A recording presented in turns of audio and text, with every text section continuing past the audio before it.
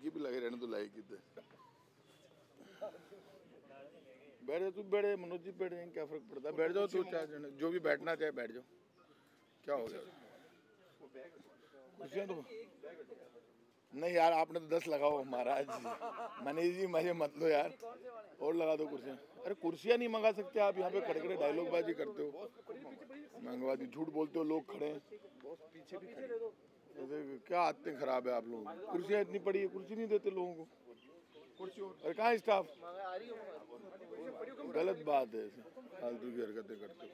पीछे खाली पड़ी, बैग पड़ी।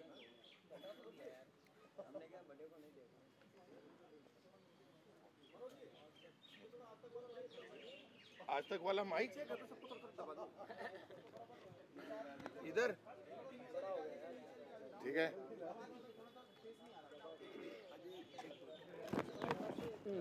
ठीक है,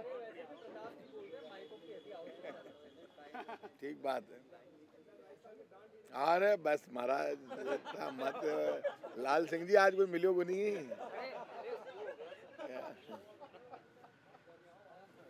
इसलिए कि सुबह एक एक आदमी को दे दे के थक गए। मैं कहा प्रेस कॉन्फ्रेंस ही कर लेना, रोज ही कर ले, माथापुड़ी मिटे, माथापुड़ी मिटे ना। अरे अलग से लेते ही हैं दादागिरी करके यार, माथापुड़ी और करते हैं सब साथ वाले।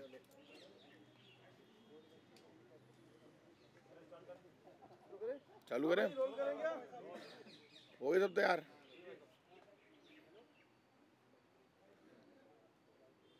देखिए पूरे देश में राजस्थान चर्चा का विषय बना हुआ है। कल मैंने बीजेपी के लोगों को देखा, आज भी देखा, कुछ बीजेपी के नेशनल लीडर बहुत बड़ी बड़ी बातें कर रहे हैं राजस्थान को लेकर। मैं बीजेपी के लोगों को कह देना चाहता हूं, हमने किसी को भूख से नहीं मारा। इस देश में राइट टू फूड का अधिकार सोनिया गांधी जी ने दिया, और आप इस बात को अच्छी तरह से जानते हैं।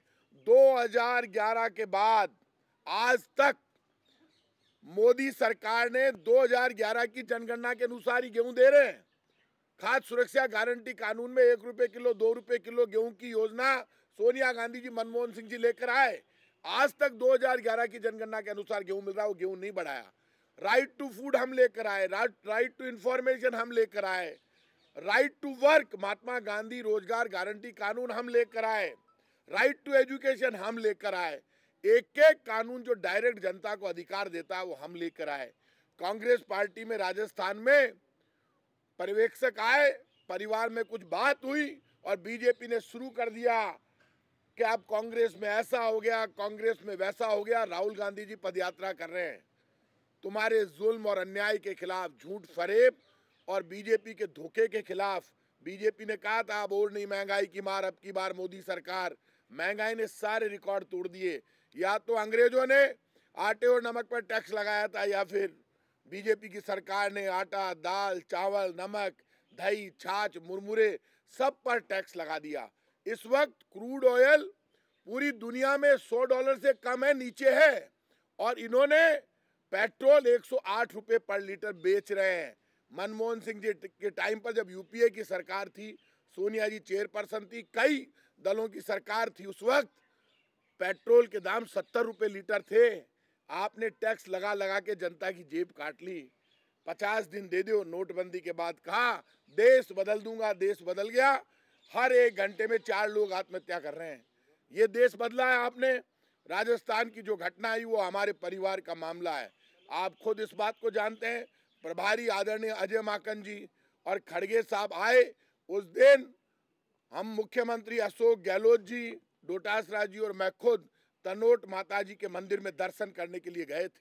तनोट माता जी का मंदिर वो है जहां पर पाकिस्तान ने 71 की लड़ाई में, जो मुझे याद है, हो सकता है आगे पीछे वो डेट ये थी या वो थी, लेकिन पाकिस्तान से जब हिंदुस्तान लड़ रहा था 450 बम तनोट माता जी के मंदिर पर गिराए, लेकिन वो बम फटे ही नहीं। और उस मंदिर में हमारे जो ऊंट और हमारे जवान घुस गए, उनमें से एक नहीं मरा, सब ने मुकाबला करके पाकिस्तान को हराया।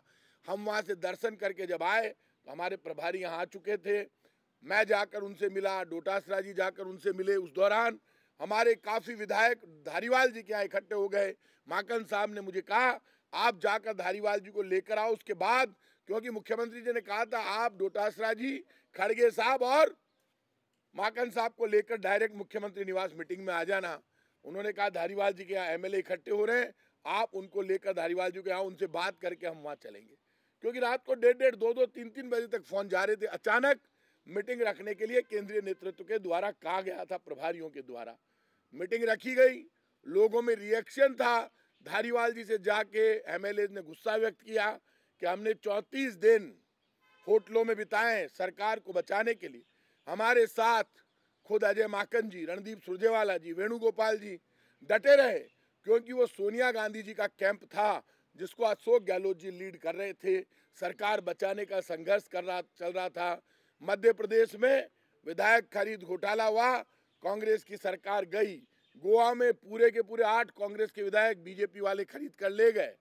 और महाराष्ट्र में तो कमाल कर दिया, पूरे ठाकरे फैमिली का इतना रुतबा वहां भी खरीद कर ले गए। एक एक स्टेट में जहां इन्होंने अटेम्प्ट किया वहां सरकार इन्होंने गिरा दी।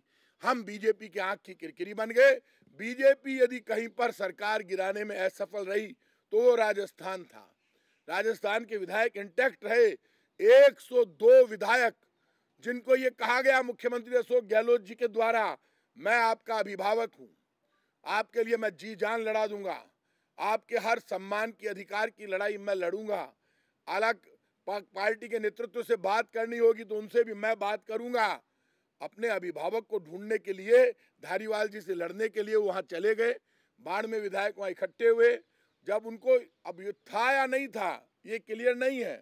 पार्टी नेतृत्व तो हमारा है। सोनिया गांधी जी को पूरा देश जैसे राहुल गांधी जी की माँ है वैसे अपनी माँ मानता है, क्योंकि इन्होंने इतना बड़ा सेक्रीफाइस किया कि कांग्रेस का हर कार्यकर्ता अपनी माँ समझता है। और वैसा ही सम्मान देता है कि जब प्रधानमंत्री वो बन रही थी उन्होंने प्रधानमंत्री की कुर्सी के ठोकर मार दी। और मनमोहन सिंह जी जैसे अच्छे व्यक्ति को, दुनिया के सबसे बड़े आर्थिक विशेषज्ञ को भारत का प्रधानमंत्री बनाया, भारत की अर्थव्यवस्था को मजबूत किया। 10 साल तक उन्होंने शासन किया। उस शासन को लोग आज भी याद करते हैं, कहते हैं हमें कांग्रेस की मनमोहन सिंह सरकार वापस लौटा दो, हमें अच्छे दिन नहीं चाहिए, पुराने दिन चाहिए। जो इस तरह का शासन जिसने दिया, उन सोनिया गांधी जी जो डेमोक्रेसी को बचाने के लिए, जो राहुल गांधी डेमोक्रेसी को बचाने के लिए पद यात्रा कर रहे हैं, जो खुद कह रहे हैं कि एक व्यक्ति 2 व्यक्तियों की दादागिरी देश में नहीं चलनी चाहिए, 2 उद्योगपति पूरे देश में शासन कर रहे हैं, उनका जुल्म नहीं चलना चाहिए। जो राहुल गांधी पैदल हजारों किलोमीटर इसलिए चलेंगे क्योंकि नफरत की राजनीति बंद करनी है, धर्म के टकराव के नाम पर महंगाई भुलाना चाहते हो, भूख को मिटाना चाहते हो, भ्रष्टाचार को बढ़ाना चाहते हो, बेरोजगारी को बढ़ाना चाहते हो, 2 करोड़ लोगों को वादे के अनुसार नौकरी देना नहीं चाहते और कांग्रेस पे ऊपर रोज आरोप लगाते हो। उन्हीं राहुल गांधी जी के रोज आप जितनी रिकॉर्डिंग है उनको तोड़ मरोड़ करके पेश करते हो। वो भाषण क्या देते हैं, बीजेपी का सोशल मीडिया दिखाता क्या है। इससे कांग्रेस कमजोर नहीं होगी, लेकिन और बीजेपी जब रोज विधायक खरीद घोटाला कर रही है तब वो अपने पाप नहीं देख रहे। राजस्थान में कांग्रेस परिवार में थोड़ी सी बात शुरू हो गई। कांग्रेस के विधायकों ने अपने मन की बात, अपने अधिकार की बात अपने सोनिया गांधी जी, राहुल गांधी जी तक पहुंचा दी और गुस्से में अपना इस्तीफा पेश कर दिया। तो ये तो हमारे परिवार का मामला है। इसमें एक भी विधायक सोनिया गांधी जी, राहुल गांधी जी के खिलाफ नहीं है। अशोक गहलोत जी, सोनिया गांधी जी, राहुल गांधी जी, वेणुगोपाल जी इनके खिलाफ नहीं है। एक एक विधायक इनके आदेश पर आज भी ईडी, इनकम टैक्स, सीबीआई से लड़ने को तैयार है। महंगाई, गरीबी, बेरोजगारी के खिलाफ रैली होती है तो रातों रात 50,000 से ज्यादा लोग अशोक गहलोत जी, डोटासरा जी के साथ दिल्ली पहुंचकर रैली में शामिल होते हैं। आज भी राजस्थान का कार्यकर्ता, ये राजस्थान वीरों की भूमि है, ये भक्त शिरोमणि मीरा की धरती है, ये महाराणा प्रताप और पन्ना धाई की धरती है, ये शौर्य और स्वाभिमान की धरती है। इस राजस्थान की धरती के शौर्य स्वाभिमान को दुनिया मानती है। यहाँ का आदमी लड़ सकता है, मर सकता है, लेकिन झुक नहीं सकता और अपने नेताओं के लिए अपनी जान दे सकता है। उस राजस्थान की धरती पर कांग्रेस की योजनाएं बोल रही है, कांग्रेस का काम बोल रहा है। कांग्रेस की गहलोत सरकार ने यहाँ पर 10 लाख तक का मेडिकल इलाज प्राइवेट अस्पतालों में फ्री कर दिया। भर्ती हो जाओ, 10 लाख रुपए सरकार देगी। 5 लाख तक का एक्सीडेंट बीमा फ्री कर दिया। 50 यूनिट तक बिजली फ्री कर दी। 10 लाख से ज्यादा घरों में बिजली फ्री है, वहां 50 यूनिट ही बिजली जलती है। जहां पर 1 करोड़ घरों में बुजुर्ग, विकलांग, विधवा पेंशन 1500, 1250 और 750 रुपए पहुंचती है, कहीं 3000, कहीं 4.5। जैसे जितने लोग उस घर में हैं वहां 1 करोड़ घरों में पेंशन पहुंचती है।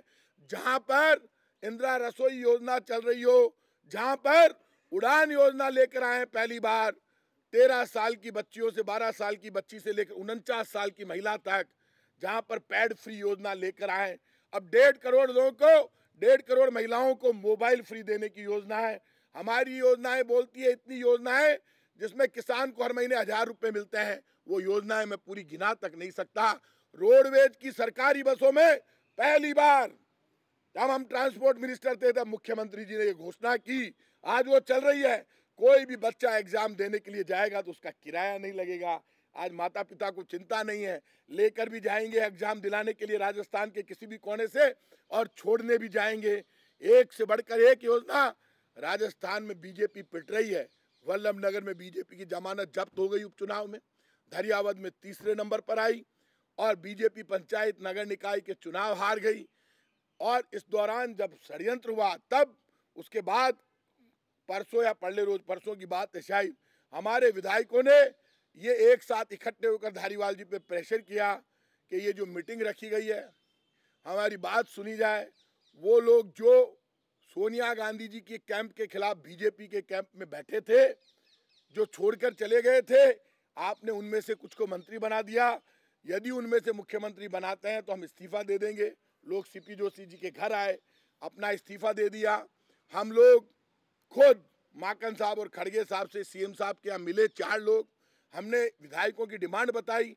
चीफ मिनिस्टर अशोक गहलोत जी ने कहा एक ही लाइन का प्रस्ताव होता है और इस तरह से मुद्दे नहीं रखे जाते। हमने कहा ओके ठीक है, हम वापस ले लेंगे, लेकिन ये हमारे घर का मामला है। प्रभारी यदि 2 दिन और रुकते माकन साहब और खड़गे साहब, तो नवरात्रा करने के लिए विधायक चले गए थे। नवरात्रा बड़ा त्योहार है, आप जानते हैं। बहुत लोग राजस्थान में पानी नहीं पीते, खाना नहीं खाते, 9-9 दिन तक घर से बाहर नहीं निकलते। मैं आपको दोनों पार्टियों के कम से कम 20%, 25% एमएलए ऐसे दिखा दूं जो घर से बाहर नहीं निकलते जब पूजा करते हैं। तो आप मुझे ये बताइए, ये काम आपस में बातचीत से निपट जाएगा। लेकिन जैसा हुआ, इतना मुझे पता नहीं था। नेशनल मीडिया जिस ढंग से दिल्ली से आया, मैं सुबह से मेरे घर पे बिना नहाए 8 बजे से एक आदमी को बाइट दे रहा हूँ, क्योंकि मेरा दरवाजा खुला है। सब जानते हैं मैं जयपुर का लोकल हूँ, रोड मास्टर हूँ, कार्यकर्ता हूँ और सरकार की तरफ से प्रेजेंट करता हूँ प्रेस को और बोलता हूँ सरकार की तरफ से हर कैबिनेट की मीटिंग के बाद और सरकार के प्रवक्ता के रूप में। लेकिन ये कोई टकराव नहीं है, ये परिवार का मामला है। मुख्यमंत्री अशोक गहलोत जी ने जब ये कहा, ये बोला गया कि वो राष्ट्रीय अध्यक्ष बनेंगे, उनका बयान आया कि मैं एक ही पद पर रहूंगा तब न्याय होगा। तो सारे एमएलए ने कहा जब ये एक ही पद पर रहेंगे, तो सबके मन में ऐसा था कि ये 17-18 अक्टूबर के बाद जाएंगे। अचानक पता चला ये जाने वाले हैं और ऐसे मीटिंग हो रही है, मुख्यमंत्री का फैसला हो रहा, हो सकता है उस मीटिंग में नहीं हो रहा हो, तो मेरी नॉलेज में नहीं, क्योंकि मैं 6 बजे यहाँ से पहुंचा तो वहाँ इकट्ठे हो चुके थे एमएलए। तो मैं इतना कह रहा हूँ कि जब ये बात अपने परिवार में कोई नहीं उठाएगा, अपने नेता को कोई नहीं कहेगा, तो डेमोक्रेसी, आप बताइए, डेमोक्रेसी में फैसला संख्या के आधार पर होता है।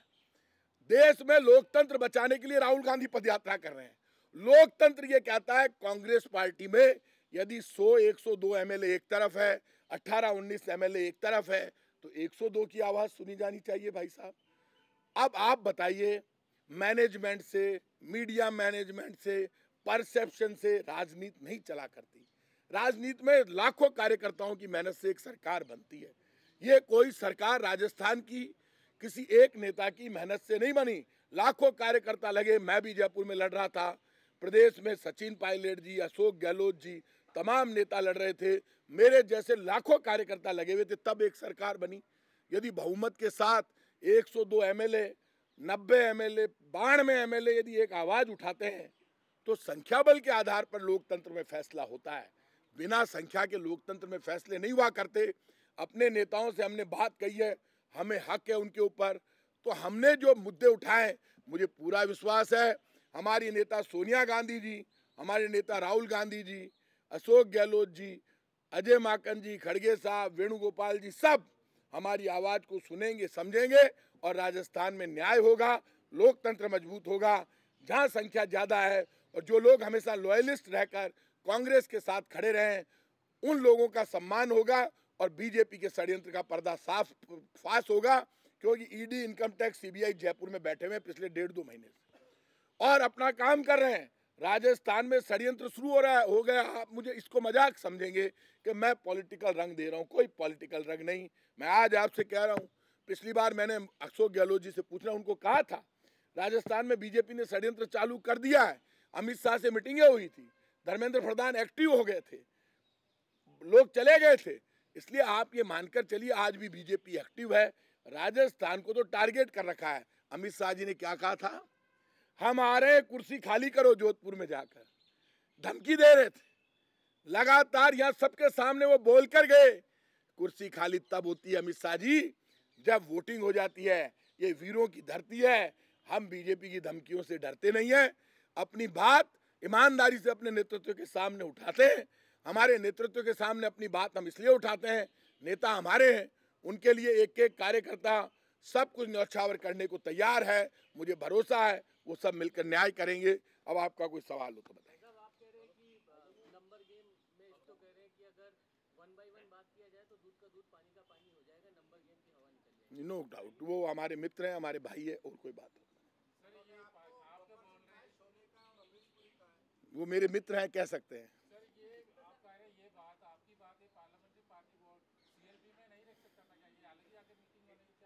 आपने बिल्कुल ठीक सवाल उठाया जॉय सर। आप ये मानकर चलिए, सीएलपी की मीटिंग बुलाई गई, रात को 1:30 बजे मेरे पास महेश जोशी जी का फोन आया।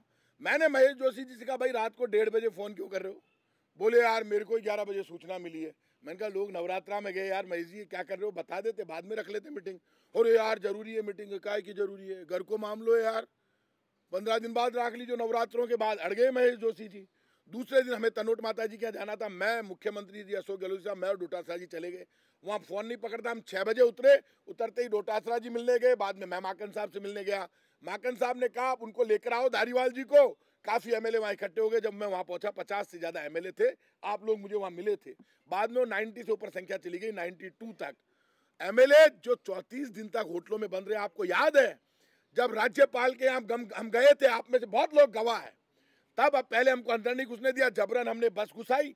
मुख्यमंत्री अशोक गहलोत खुद नीचे उतरे कार्यकर्ता की तरह, धक्का मार के गवर्नर के गार्डों को अंदर घुसे। कांग्रेस के एमएलए, हमने परेड करवाई गवर्नर साहब के सामने, कलराज मिश्र साहब के सामने। हम धरने पर नीचे बैठ गए, नाश्ता अंदर नहीं आने दिया, आप खुद याद है आपको। भूखों मर गए, पानी नहीं मिला। 4 बजे बड़ी मुश्किल से पुलिस में आपस में टकराव हुआ, नाश्ता और पानी गवर्नर हाउस के अंदर आया। तब गवर्नर हाउस बाहर आए, हमसे बात की और वो मामला वहां रुका। आपको याद है सरकार, जब मैंने यहाँ पे स्टेटमेंट दिया था, यदि बीजेपी जबरन सरकार पर कब्जा करेगी, आर पार का संघर्ष होगा, चाहे गोलियां चला दे हमारे ऊपर, शपथ नहीं लेने देंगे। वो दिन भी मेरे को याद है। क्या बात करते हैं, बड़ी मुश्किल से सरकार बची। आज यदि बहुमत को हम छोड़कर 102 लोग जो लड़े सरकार को बचाने के लिए और कांग्रेस के लिए सोनिया गांधी जी के आह्वान पर होटल में बैठे रहे, आज यदि उनमें से कोई नहीं बनता है, बिना एमएलए की बात किए, बिना इच्छा के कोई बनता है, वो एमएलए को कहेगा इसको बाहर निकालो, ये नहीं, इसने नहीं बनाया। 1.25 साल चुनाव के बचे। आश्चर्य है मुझे, राजस्थान में कांग्रेस की स्थिति सबसे बड़ी स्टेट में मजबूत है, वो कहेंगे बाहर निकालो इनको। ये वही लोग हैं जिन्होंने हमारे अभियान को फेल कर दिया, और उन लोगों को चुन चुन कर मारा जाएगा। क्या वो एमएलए समझते नहीं है? आप भी जानते हो। होगा क्या, टकराव ही होगा। ये प्रताप सिंह खाचरियावास ज्यादा बोल रहा था, तो सरकार में बैठे हुए लोग तो कुछ भी कर सकते हैं, इसलिए लोगों में रिएक्शन है। अपनी बात कह रहे हैं, पार्टी के नेतृत्व का हम सम्मान करते हैं। मैंने कहा जान भी दे सकते हैं। सीएलपी की मीटिंग उस दिन नहीं हो पाई, हम गए, 3 मुद्दे हमने रखे। एक मुद्दे के लिए अशोक गहलोत जी ने डांटा, उस वक्त कहा सिर्फ एक प्रस्ताव पास होता है। अब मीटिंग हो जाएगी, जरूरत होगी हम दिल्ली जाएंगे, बात करेंगे, रिक्वेस्ट करेंगे। ऐसा हम पार्टी हाईकमांड को, पार्टी नेतृत्व को चुनौती नहीं दे रहे हैं, उनको तो हाथ जोड़कर निवेदन कर रहे हैं कि एमएलए की भावना समझना, क्योंकि आप डेमोक्रेसी को बचाने के लिए कांग्रेस लड़ रही है, और डेमोक्रेसी बीजेपी में नहीं रही, वो मनमानी कर रहे हैं। लोग आज कांग्रेस की तरफ देख रहे हैं, लोगों को लग रहा है कि कांग्रेस में कार्यकर्ता की बात सुनी जाती है। मुझे उम्मीद है हम कार्यकर्ताओं की बात कांग्रेस में सुनी जाएगी। प्रताप जी, क्या आप ये कह रहे हैं कि सचिन जी अगर सीएम बनते हैं तो that is a BJP plot? Harsha ji, एक बात आप मान कर चलना, आप लोग क्या व्यक्तियों से बाहर निकलिए। आपके पास दिक्कत यह है कि ना तो मेरा कोई व्यक्ति दुश्मन है, ना मैं किसी से नाराज हूं। ये एथिक्स की बात आ गई। मानेसर मैं नहीं गया था, मैं तो सोनिया गांधी जी के कैंप में था, पंजे के साथ था। दिक्कत ये हो गई, आपको ये दिखाई क्यों नहीं दे रहा है कि बहुमत कहाँ है? हमें ईमानदार होना पड़ेगा। बहुमत नहीं है तो आप लिख दो बहुमत नहीं है। आप जाना वास्तव में इस्तीफा देकर आए 92 विधायक। अब किसी से, अभी गंगा देवी जी मेरे पास बैठी थी, मेरे यहाँ से जयपुर से तो एमएलए, मेरी खास है, बड़ी बहन है। पता नहीं उनका कोई वीडियो डाल रहा है, अकेले में जाके दिखा रहा है। मैं कह रहा हूँ कोई भी पक्ष पार्टी नहीं बनना चाहिए। और कोई बात तो बताइए। प्रताप जी, अभी आप लोग एक बात तो मान के बैठे हैं कि 102 में से आप किसी को भी बना सकते हैं। रेजोल्यूशन के टाइम पे भी आपने यही वाला एक बैरियर लगाया, ठीक है? अब आप ही के अपोनेंट, यानी चाहे राजेंद्र बुरा हो या तमाम लोग हो, वो ये कह रहे हैं कि आज आप 102 की बात करते हैं। हेमाराम चौधरी, ब्रजेंद्र ओला और उसके अलावा आपके रमेश मीणा, ये वो लोग थे जो मानेसर गए थे और जिन्होंने सरकार को टॉपल करने की कोशिश की। आपने उनको तो मंत्री बनने नहीं दिया। आपने बहुत अच्छी बात कही मनीष जी, ये सही बात है। 5 लोग मिनिस्टर बने, उस वक्त लोगों का रिएक्शन हुआ। अशोक गहलोत जी के सामने लोग इकट्ठे हुए, आज अंदर की बात बता रहा हूँ, बड़ी बड़ी नाराजगी व्यक्त की। अशोक गहलोत जी ने कहा तुम मेरे ऊपर भरोसा करो, तुम्हारे सम्मान को ठेस नहीं पहुंचेगी। और ये बात सब अशोक गहलोत जी, तभी तो अशोक गहलोत जी को उस दिन मिलना चाहते थे कि अभिभावक कहाँ है। अभिभावक ने कहा था कि आप चिंता मत करो, हाईकमांड से मैं बात करूंगा, मैं तुम्हारा अभिभावक हूँ। तो कल मैं सीएम साहब से मिलने गया था, मैंने कहा साहब वो अभिभावक को ढूंढ रहे हैं सारे बोले यार नवरात्रों के बाद जब आएंगे सबसे एक साथ मिल लेंगे और बैठ कर बात करेंगे, मेरा परिवार है।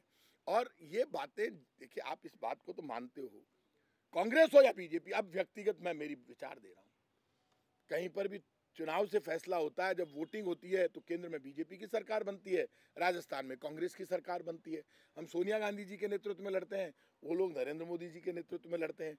आप मुझे ये बताइए, वोटों की गिनती से एमएलए का फैसला होता है, वोटों की गिनती से एमपी का, और वोटों की गिनती से ही राय मशविरे से प्राइम मिनिस्टर और चीफ मिनिस्टर का फैसला होता है। ये बात आपने अच्छी कही है, नो डाउट। ये हमारी मिसअंडरस्टैंडिंग हो सकती है, इसमें हम गलत हो सकते हैं, लेकिन जो अफवाह फैली और जो मीडिया ने धर्म का काम किया और जिस तरह से आपने खबरें चलाई और जो मैनेजमेंट नजर आने लगा, वाह वाह, तो फिर सारे एमएलए में ये हो गया कि फैसला हो गया और एमएलए मुख्यमंत्री निवास पर इकट्ठे होने की बजाय धारीवाल जी के यहाँ जाकर खड़े हो गए। धारीवाल जी जैसे अभी बोलते हैं ना, वैसे ही तब रोज भाषण देते थे, आज चिंता मत करो, बीजेपी से हार की पार हो जाएगी, तो एमएलए के लिए मैं अकेला मैं लड़ूंगा, और वो लड़ते भी हैं विधानसभा में।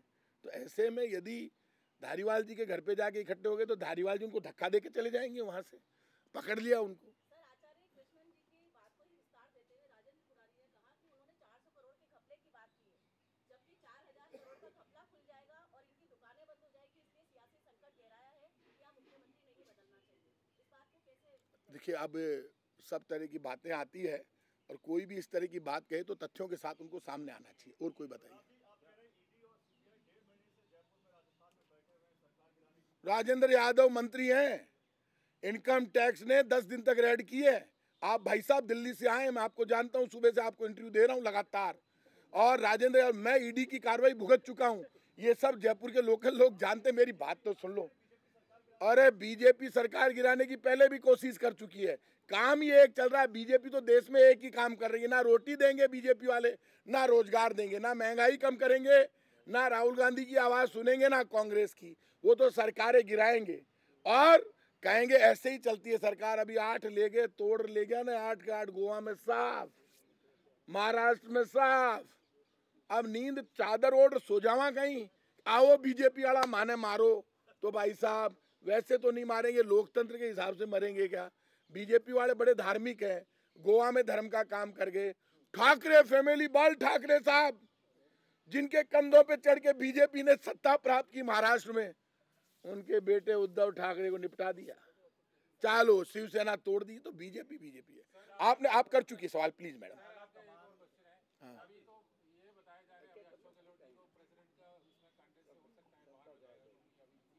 एक बात मुझे आपने अच्छा सवाल किया है, जॉय सर ने अच्छा सवाल किया है। अशोक गहलोत जी का राष्ट्रीय अध्यक्ष के लिए नाम चला, हमें भी खुशी हुई, गहलोत साहब राष्ट्रीय अध्यक्ष बन रही है।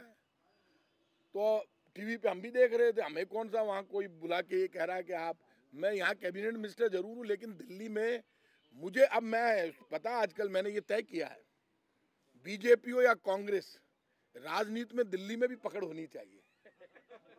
दिल्ली में तो मैं तो बहुत कमजोर हूँ।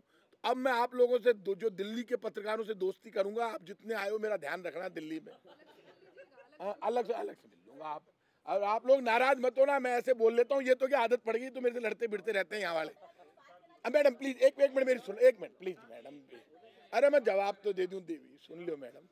तो मैं इसलिए कह रहा हूँ कि मुझे अच्छा लगा कि मैं जिंदगी भर यहाँ घिसता रहा सड़कों पर, घसी, ये देखो हाथ कट गए, ये हाथ नहीं जुड़ता, ये देखो, ये आंदोलन की देन है, छात्र आंदोलन की।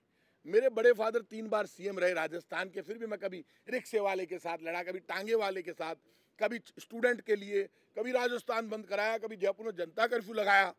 दिल्ली के पत्रकार आते हैं, मेरे से किसी से बारे में पूछते हैं, लोकल ने पूछ काका खून बहा दिया, हाथ कटवा लिए, राजस्थान के हर डिस्ट्रिक्ट में लड़ा, हर कोने में लड़ा, हर ढाणी में लड़ा। आदरणीय सोनिया गांधी जी ने पार्लियामेंट का टिकट दिया, कांग्रेस में सम्मान दिया, आया। तब कहा, जब बीजेपी ने विद्रोह किया, तब मैंने क्या कहा? तब मैंने कहा प्रताप सिंह खाचरियावास पंजे के साथ है, सोनिया गांधी और राहुल गांधी जी के साथ है, किसी के साथ नहीं। तब मैंने ये कहा था। और वो कैंप तब वेणुगोपाल जी, अजय माकन जी और रणदीप सुरजेवाला जी ने फेयरमाउंट होटल में अशोक गहलोत जी के नेतृत्व में आयोजित किया। तो वो जो कैंप था वो तो उन्हीं का था। पंजे के साथ खड़ा होना गुनाह है, सोनिया गांधी जी के नेतृत्व में लड़ना गुनाह है। अशोक गहलोत जो सोनिया गांधी जी के प्रतिनिधि हैं, उनके फॉलोअर हैं, उनके नेतृत्व में लड़ना गुनाह है। हम सब एमएलए उन्हीं के नेतृत्व में लड़ रहे थे 34 दिन तक। आज भी संख्या उनकी ज्यादा है। और लोकतंत्र में सच बोलना गुनाह नहीं है, परिवार में अपनी आवाज उठाना लोकतंत्र है। और जो मौके पर चुप रहे उसको चुनाव लड़ने का, राजनीति करने का अधिकार नहीं है। अपने घर में बोलना हो, घर के बाहर बोलना हो, सरकार के खिलाफ बोलना हो, बोलना चाहिए। इसलिए आज हम बोल रहे हैं और सब हमारे परिवार के सदस्य हैं, नेतृत्व हमारा है। सोनिया गांधी जी हम सब की माँ के समान है, राहुल गांधी जी की उम्र के ही हम लोग हैं। मुझे भरोसा है वो न्याय करेगी और न्याय ऐसा होगा जो हिंदुस्तान में मिसाल बनेगा।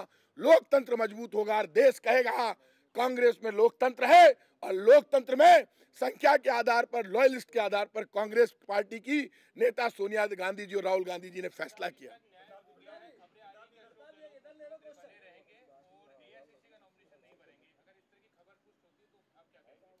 एक बात आप ध्यान रखना, ना तो हम ये कह रहे हैं कि आप राष्ट्रीय अध्यक्ष मत बनाओ। अरे मारी सुन तो लो सचिन जी, सुनिया तो करो यार।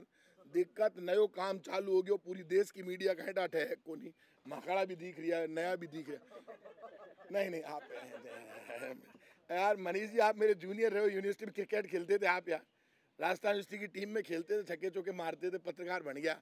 अब आप मेरे जूनियर। अब मैं आपको ये कह रहा हूँ, राष्ट्रीय अध्यक्ष वो बने मुझे खुशी होगी, मुख्यमंत्री वो रहे मुझे खुशी होगी, क्योंकि हम राजनीति में अशोक गहलोत जी के सामने बच्चे हैं। अशोक गहलोत जी से राजनीति सीखते हैं। वो लगते बहुत विनम्र भले आदमी है, पतला दुबला आदमी, धीरे धीरे चलता है, हंसते हैं, करते हैं, लेकिन राजनीति की जादूगरी अशोक गहलोत जी से सीखनी चाहिए।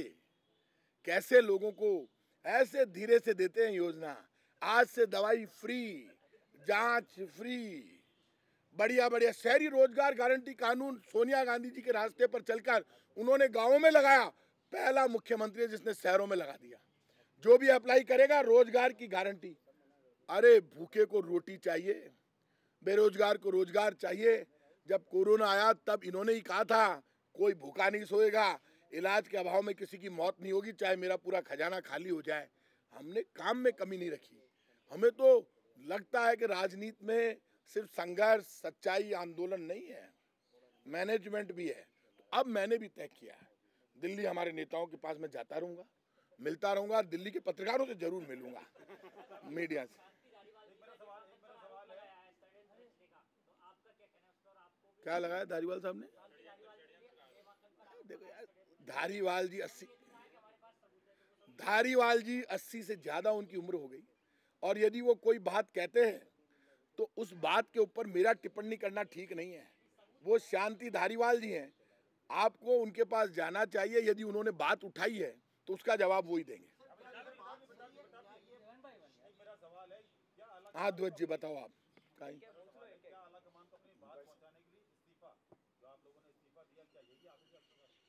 हाँ, ये बात भी आपने अच्छी कही ध्वज जी, कि इस्तीफे आखिरी रास्ते हो गई। अचानक वह न खेल, आदमी को जब अचानक कोई हमला हो जाए मेरे ऊपर, तो मेरे में मैं क्या करूंगा, मैं मेरी स्टाइल बता रहा हूँ। मैं मानता हूँ offence is the best defence. तो मैं क्या करूंगा, भागूंगा नहीं। मैं जानता हूँ भागूंगा तो मुझे पकड़ के जान से मार देंगे, तसल्ली से मारेंगे। पहले इसको बांध प्रताप सिंह को। मेरा क्षत्रिय हूँ, कछावा वंश का क्षत्रिय हूँ, भगवान राम का वंशज मानते हैं हम अपने आप को, और हम हैं।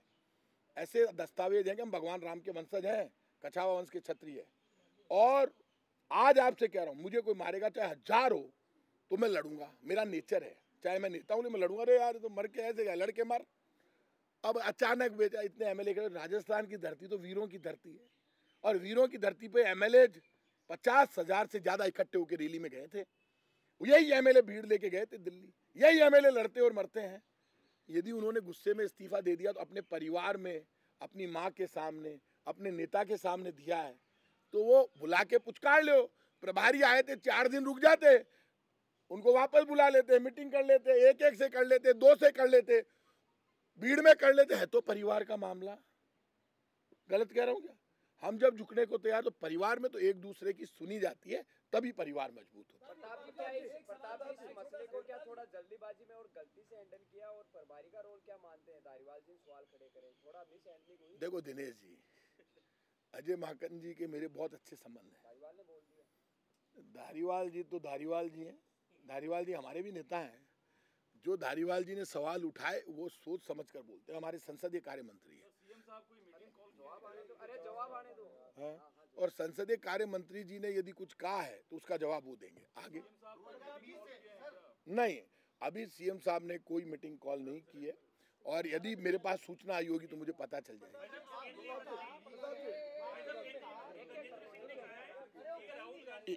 हाँ, राहुल गांधी को अध्यक्ष पद पर बनाए रखने का षड्यंत्र है, और सतीश पुनिया ने भी पाखंड बताया जो पॉलिटिकल ड्रामा हुआ। एक बात मुझे बता दो, गजेंद्र सिंह जी हमारे मित्र हैं, हमारे दोस्त हैं, स्टूडेंट पॉलिटिक्स से निकल कर आए, केंद्रीय मंत्री बने, और गजेंद्र सिंह जी भी सरकार गिराने के षड्यंत्र में शामिल थे।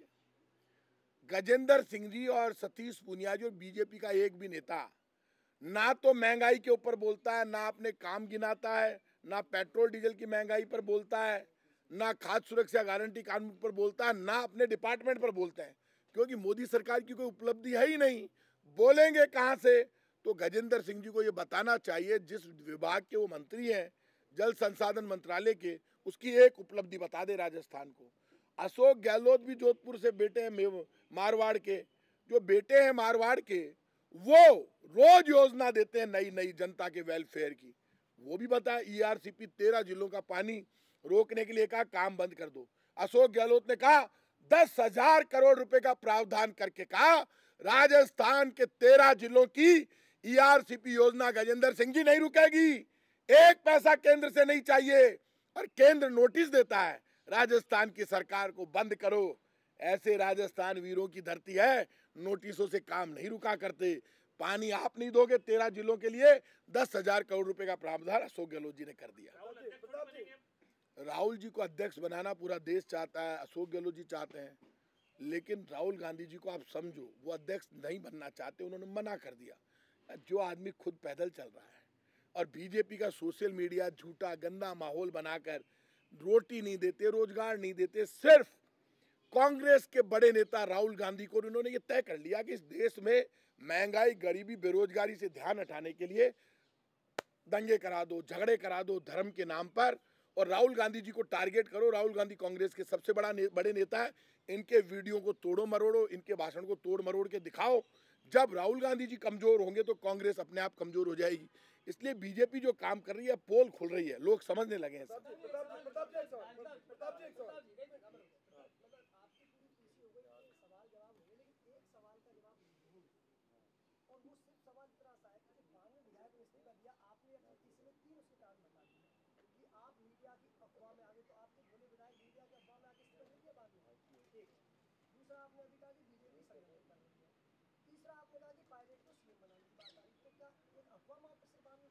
एक बात ध्यान रखना, सच्चाई थी, अफवाह थी, क्या थी, लेकिन मेरी बात सुन लो, इस्तीफा दे दिया ने, कुछ हुआ है तभी दे दिया। अब यार इको ते खोद खोद पूछो तो सुबह भी बैठा पूछ लेता। आप तो बताओ। मुकेश जी एक मिनट। प्रताप जी एक सवाल महत्वपूर्ण ये है कि राजेंद्र गुढ़ा सरकार बचाने में अपना किरदार निभा चुके, अब सरकार के खिलाफ बोल रहे हैं। ऐसा क्या हुआ कि सरकार बचाने वाले सरकार के खिलाफ हो गए? क्योंकि वो भी 34 दिन आप ही वो हमारे साथी मंत्री हैं, इसलिए उनकी बात का मैं कोई जवाब नहीं देना चाहता। वो हमारे मित्र हैं। आप बताएं। एक सवाल ये प्रताप जी, हाँ बोलो मुकेश।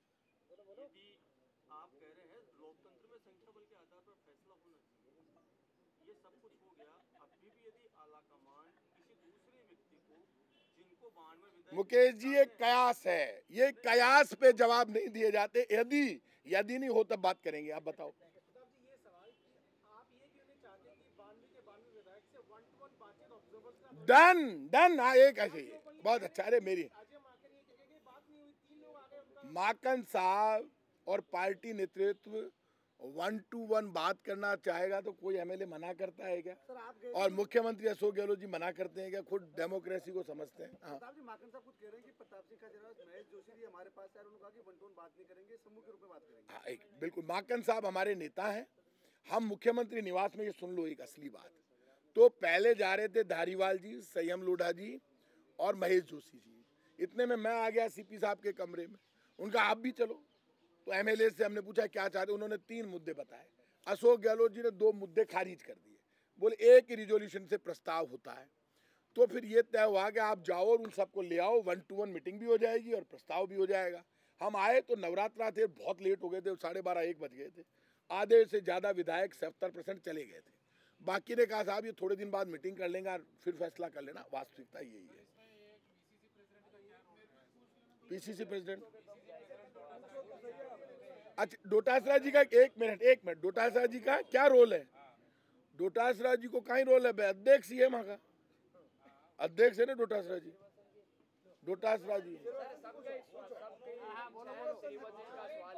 बोलो श्रीवत्स जी, आप भी बोलो।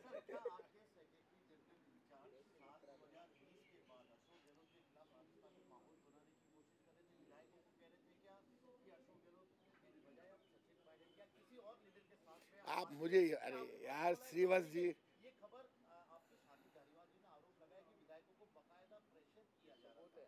अबे सुन तो लो यार मेरी भी। एक आदमी जिसका दरवाजा खुला है, आपसे रोज बैठ के बाइट देता है, उसकी दुकान बंद करना चाहते हो? ऐसे सवाल पे जवाब लेना चाहते हो? क्यों यार लड़ानो चाहो? बंद करो ये बात। ना आप आगे बताओ। घर का आदमी हो यार। मनीष जी एक बात बताओ, आज मुझे किसी पत्रकार साथी ने कहा, वो आज है नहीं, आज तक वाले नहीं है ना, आज तक वाले तो नहीं, शरद जी को नहीं शायद, तो बोले हमें बड़ा मजा आ रहा है। मजा लियो, मजो ही तो दे रही है, थाने कोई दिक्कत है? मजो आ रही है, मजो लेबा की मनाई है, मजो लेबा ने काल जो चाहिए, मजो आ रही है माने तो दे भी मजो लियो और मैं भी मजो लिया। आप एक बात सुन लीजिए, दिव्या जी बहुत अच्छी लीडर है, फायरिंग लीडर है, और मैं उनका बहुत सम्मान करता हूँ। आगे बोलिए। कहा है कि शांतिलाल धारीवाल और महेश जोशी गद्दार है, आपका क्या कहना है? अभी आगे बताइए आप, हर बात कुछ सवाल। ये डांगे जी ने प्रस्ताव भाई साहब ये कयास है, इसलिए महेश जी प्लीज। हाँ डांगी जी आ जाते हैं, डांग चला दे एक बार। सीपी जोशी कह रहे हैं कि मुझे सीएम बनाओ, मैं 92 का इस्तीफा स्वीकार कर लूंगा। ये देख लो, सुन लो, गेम सीपी जोशी जी के पाले में है। जैसे ही जोश खा के हमने विधायकों ने इस्तीफा लिखा, हम दे के उनको आ गए, तब उन्होंने कहा था भैया दे के तो जा रहे हो, सोच लो। अभी भी कहा था, वो तो साइकोलॉजी के प्रोफेसर हैं। जैसे विधानसभा में बीजेपी कांग्रेस वालों को धमकाते हैं, प्रोफेसर सीपी जोशी ने तो वहां भी धमकाया, पुचकारा भी। लीडर तो वो है, उन्होंने बंद करके रखा है। हाँ, जब चाहेंगे तब स्वीकार कर लेंगे, और वो हमेशा के लिए उनके पास बंद है। ज्यादा होशियारी करी नहीं, थारे घर आ जा। तो राजनीतिक संकट आ जाएगा, तो वो हमको, जो हमारे साथी हम सब हैं, हमको इस्तीफा देने से पहले सोचना चाहिए था। अब तो हमने दे दिया और पूरे जोश के साथ दिया है, तो अब जाएगी तो सदस्यता जाएगी। लेकिन ये मानकर चलिए, अभी राज चल रहा है, मुख्यमंत्री जी भी यहीं पर है, मैं भी मंत्री हूँ। कौन सीपी जोशी जी? वो क्यों लिखेंगे यार नीरज जी, यार कमाल मजलिस। सीपी जोशी जी प्रोफेसर है, हम जैसे बच्चों को पढ़ाते हैं यूनिवर्सिटी में। यार ध्वज जी, आपने सवाल ऐसा किया है, कुछ भी हो सकता है। ठीक है, थैंक यू। अब हो गयो यार, ठीक ठीक, नाच तो करो, नाश्ता लाओ, मारो बड़ो दुखे आज। अरे इनको अखबार वालों को नहीं बुलाया, सबको है। अब तो भाई से बैठ जाओ। हाँ।